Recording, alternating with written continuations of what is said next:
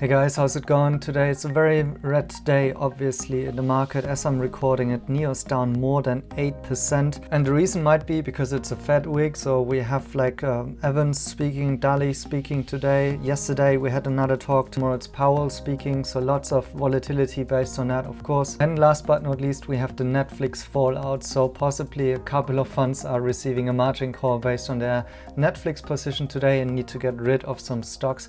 We'll see how this pans out until the end of the week. I will be talking more about some of these stocks and some price levels there in a Patreon video, so join us there if you want to see that. Anyways, in this video, I want to talk about NIO and BYD. In the beginning of March, it was reported that the chairman of BYD was spotted at the NIO house together with Li Bin and actually an ET7 outside there. So there is something going on between NIO and BYD. The question is, what is it? Is it about a mass market brand? And so here are a couple of thoughts about it. So one idea could be that they are collaborating on a mass market brand. And here you can see the ET5, which is the first approach by NIO to go a little bit down in the segment to a more cost-conscious price level here. And of course, what they could collaborate on would be a new brand that is not under the NIO brand and in a joint venture between BYD and NIO. And in the past, we've seen NIO doing such things. And what I think NIO could contribute there mainly is their skills in, of course, designing vehicles and business models. Because I think this is frankly also where BYD is actually lacking. They have maybe the Han model, which is pretty good looking as well, and better engineered, and also going to a more affluent customer price segment, I would say. But other than that, of course, if you have ever been in a BYD, then you'll know that the quality is kind of sluggish and it's more kind of the old China, right? As you see some copycat models as well, looking similar to the Volkswagen ID.3, for example. So such kind of a sub-brand would something that they could indeed collaborate on. However, the question is if NIO wouldn't also want to do it themselves, what could actually BYD contribute to that? Maybe the mass manufacturing, but of course, you know the partnership model that NIO is doing. They could basically also do it with their JAC joint venture. So what is the more likely aspect in my views that is kind of valuable from NIO's perspective here about BYD is BYD's competency in the area of batteries, because of course NIO could also look to diversify their battery supplier. Of course, they are now with CATL, which is the big guy in the room here, and of course BYD is the second biggest guy.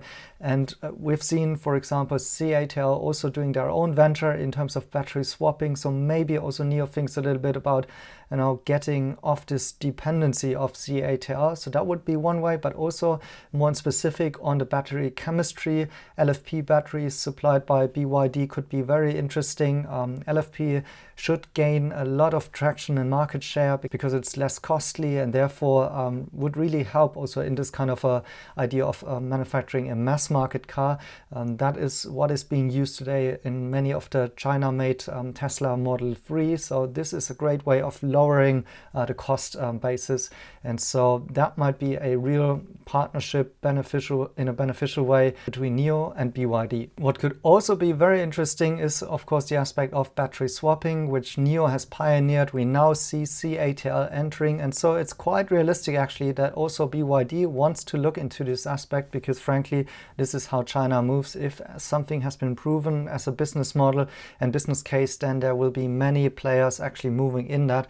And the case that CATL made actually with also doing their own thing there would actually pave the way for BYD. And they have just actually announced in April that there is a new entity which actually mentions battery swapping Huandian in the business license too. So it does look like that BYD is interested in this field. Otherwise, why would you have this put into your business license for this operating entity there? And this could also connect another dot with NIO again. Here, BYD strikes a charging partnership with Shell, just announced on March 24th, and this is just about charging piles, but of course we know the strategic partnership between NIO and Shell about building out battery swap stations. And so why not either have BYD also contributing batteries to that battery swapping system, or maybe they even come up also with their own, and there might be some inherent potential and synergies between both BYD and Shell and NIO in these regards. So it's going to be exciting and we'll see how these companies will collaborate in the future. The links are definitely there. Let me know down in the comments what you think is the most likely one. Thank you guys for watching and see you in the next one.